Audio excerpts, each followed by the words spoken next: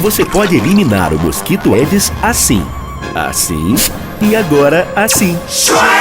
A Assembleia traz o aplicativo Show Aedes MT. Com sua denúncia fica mais fácil localizar focos de mosquito e combater a dengue, zika e chikungunya. Faça o download gratuito. As informações são encaminhadas para as prefeituras que agem no foco do problema. Acesse nossas redes sociais e transforme seu clique numa arma. Show Aedes! Assembleia Legislativa de Mato Grosso.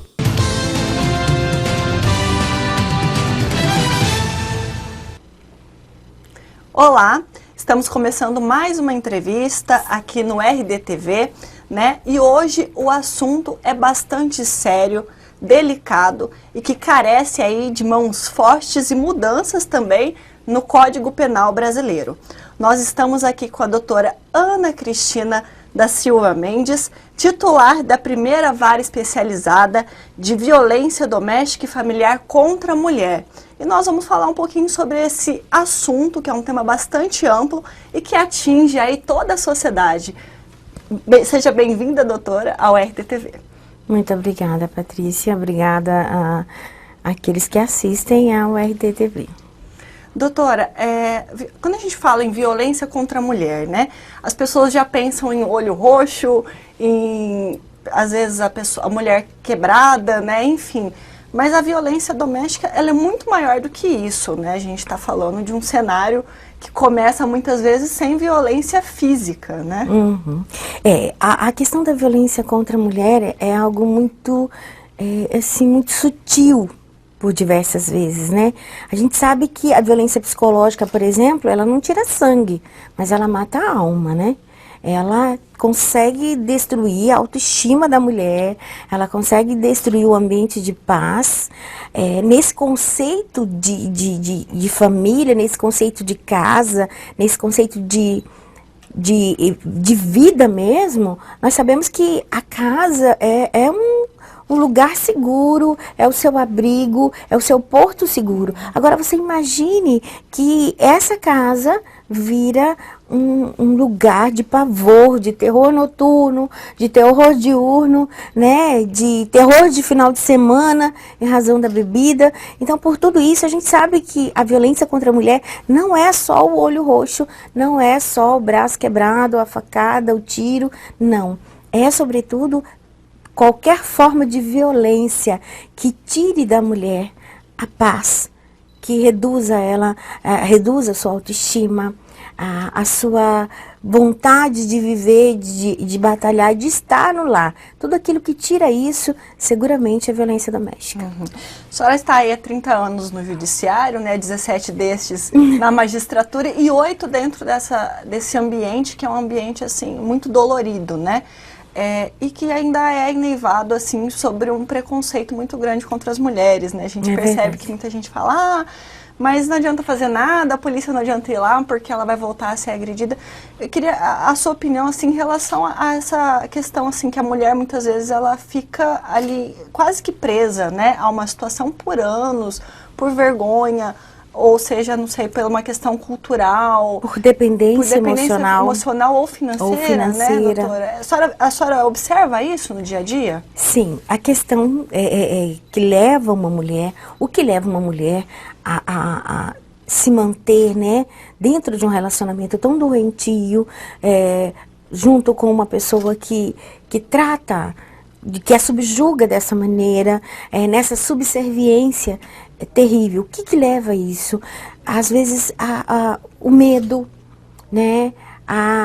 Geralmente o medo aprisiona e é o medo do homem, é o medo do que ele possa fazer, é o medo da circunstância, é o medo de não acreditarem nela. São várias situações.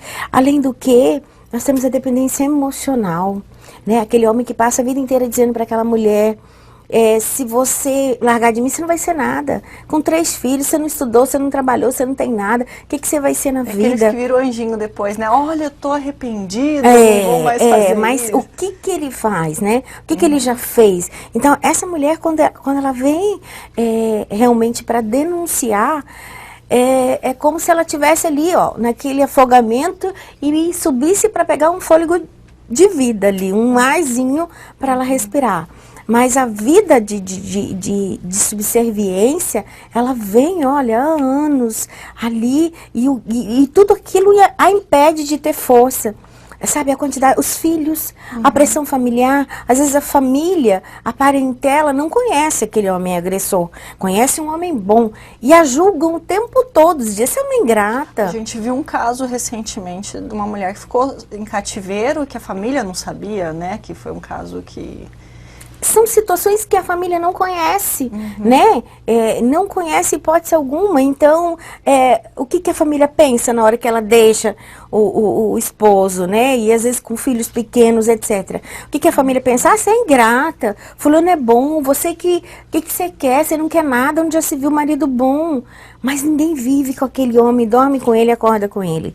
Porque só aquela mulher que dorme com ele, acorda com ele e sabe. Você quer conhecer uma pessoa, como diz a Bíblia, né? Caminha, come 1 quilo de sal com ele. Caminha aí algumas milhas com ele. Que entre 4 paredes, às vezes até os filhos não sabem. Exatamente. A mulher, por vergonha, muitas vezes é por vergonha que ela não denuncia. É por sensação de fracasso. Mas eu fracassei, meu casamento, a minha família, eu vou tentar de novo, e vai tentando. E não sai daquele ciclo de violência. Porque o ciclo de violência também tem aqueles intervalos, né? E quando ela toma uma atitude, aí o homem é aquele homem que fica bonzinho, igual você falou. A gente saiu no mapa da violência, inclusive, que Cuiabá, né, Mato Grosso, está entre os maiores índices de mulheres que morrem, né, vítimas de violência. Isso. Então, é um cenário bastante negativo, vamos dizer assim. É bastante preocupante, a gente pode colocar assim. A violência contra a mulher hoje, no Brasil inteiro, é muito preocupante. Ela tem aumentado sobremaneira. Nós percebemos assim, esse ciclo de violência, essa violência no lar, ela aumenta sobremaneira quando nós temos um aumento do desemprego, quando nós temos um aumento da crise econômica. Tudo isso vem como um fator preponderante. Por quê? Porque também aumenta o uso de droga, aumenta o uso de álcool. E aquele ditado popular... A crise econômica interfere nisso também, doutora? Porque às vezes, dizem que o homem, em geral, né, acaba se destabilizando quando vê, de repente, a família passando. Aí bebe, aí fica mais violento, enfim, isso Você também... já ouviu falar, né, que quando o amor... Como que é? Quando a dívida entra pela porta, o amor sai pela janela. É mais ou menos isso. É aquela família desestabilizada em razão do problema financeiro. Aquele homem que não consegue prover o lar, aquela mulher que está desempregada, e aqueles filhos que precisam disso, daquilo, e começa a virar uma bola de neve. Aí ele se sente pressionado e acaba descontando na coitada da mulher. Isso. Aí o pouco de dinheiro que ele consegue, ao invés dele colocar dentro de casa, ele vai beber. Aí ele bebe, não, eu tenho que beber para distrair, eu tenho que beber para relaxar.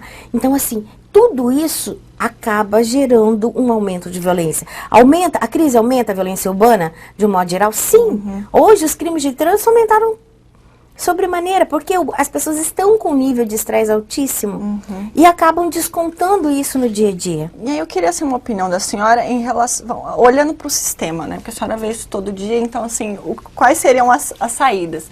Porque, primeiro, a Lei Maria da Penha, até que ponto, né, ela trouxe melhorias, mas como que o sistema, o poder público tem que interferir? Porque, na verdade, a gente tem uma mulher que fica doente, um homem que é doente, que pode vir a machucar outras mulheres, e tem as crianças, os filhos, que eu acho que acabam também ficando doentes dentro de uma situação toda como essa, desenvolvendo ódio do pai, enfim, podendo até, não sei, se tornar futuros agressores, porque crescem num ambiente como esse, né? Qual que é a sua análise do sistema? O que a senhora acha que pode ser feito ou deve ser feito, né, para melhorar isso?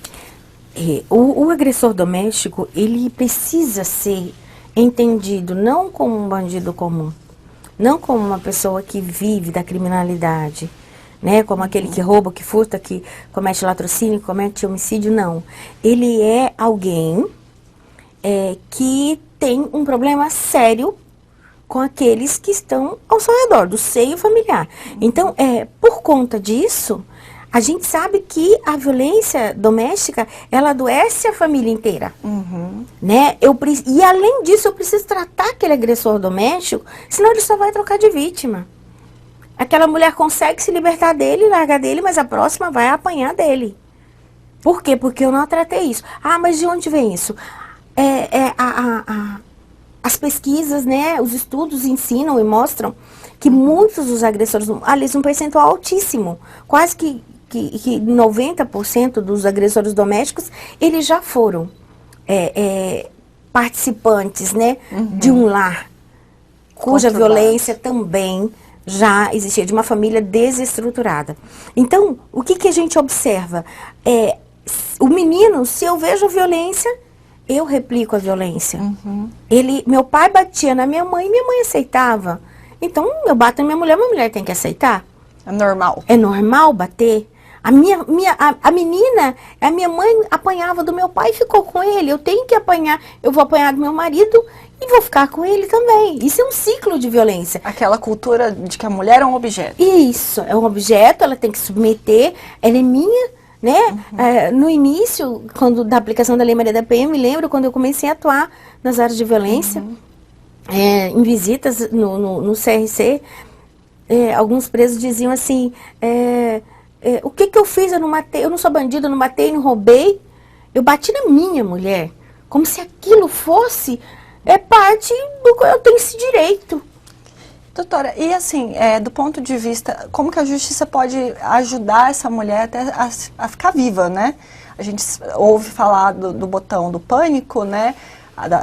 Aliado à tornozeleira, a própria Lei Maria da Penha, e muitas vezes, infelizmente, a mulher acaba morrendo. A gente vê casos, recentemente teve uma mulher que foi assinar o divórcio, depois do cartório o homem matou, infelizmente. Que medidas que a justiça, que a senhora, então, enquanto magistrada, pode tomar para assegurar a vida e também que essa mulher não volte a ser vítima de violência? A primeira medida que a Lei Maria da Penha trouxe, e eu penso que ela teve e tem sua eficiência, a questão das medidas protetivas, né? É claro que mulheres morreram com medidas protetivas, sim. Não vou mentir para vocês, sim. Mas por quê? Porque aquele agressor doméstico continuava violando a medida e a mulher não foi dizer, olha, ele está violando, eu quero novas protetivas. Ela não foi pedir esse socorro, ela não foi pedir esse help para a justiça. Então, assim, como que eu, juíza, vou saber que ele está descumprindo protetiva se a vítima não dizer, se algum familiar não nos informar, né? Então, o primeiro passo que foi dado, e aí nesse aspecto, Patrícia, eu abro um parênteses para te falar, tudo o que a Lei Maria da Penha trouxe para o nosso ordenamento jurídico e de forma eficiente para a sociedade, ele vem respaldado na própria credibilidade que a lei tem hoje. As mulheres denunciam. Que bom. Antes da edição da Lei Maria da Penha, a mulher não denunciava. Essa que é a verdade. Antes de 2006, ela não denunciava. Ela tinha vergonha. E quando denunciava, ela sabia que ia parar no juizado especial criminal, que ele ia pagar a cesta básica e que ele ia chegar em casa e ele ia jogar na cara dela. Era assim. Essa que é a verdade. Então, hoje, a mulher tem, sim, esse aparato. Agora, eu vou falar para você. A lei conseguiu conter todos os agressores domésticos? Não. Mas por que não? Tem reduzido, a senhora sente o medo do Com agressor? certeza. Por quê? Porque nós não tínhamos dados estatísticos antes de 2006, de forma eficiente acerca da violência. E de lá para cá, alguns anos mais graves, com um percentual maior de mulheres mortas por violência doméstica, outros anos menores, uns índices mais altos, alguns anos de lesão ou ameaça. Mas aí, se você pegar o gráfico, você vai entender que essa oscilação acompanha a própria crise econômica, a própria crise do país. Né? A questão da prisão foi um fator importantíssimo, prender, porque eu ainda acredito que a prisão tem o seu caráter pedagógico. Ela tem um caráter também terapêutico aí, para que ele fique lá, para que ele pense. Eles ficam em alas evangélicas, eles vão pensar, eles vão refletir, e aquele pai de família que se conscientiza, ele não volta para a cadeia. Ele não volta. Ele se conscientiza de que realmente foi no caminho errado. Que bom que estamos avançando, doutora. Eu creio. Como eu disse no início da entrevista, né, são assuntos delicados, polêmicos, assim, muito abrangentes, né? A gente vai encerrar um primeiro bloco, eu peço que a doutora continue aqui. E no próximo momento nós vamos tratar sobre outros assuntos relacionados também à violência, muitas vezes contra as mulheres, contra crianças. Fique com a gente, até mais. E essa entrevista você pode assistir no www.rdnews.com.br/RTTV. Obrigada, doutora.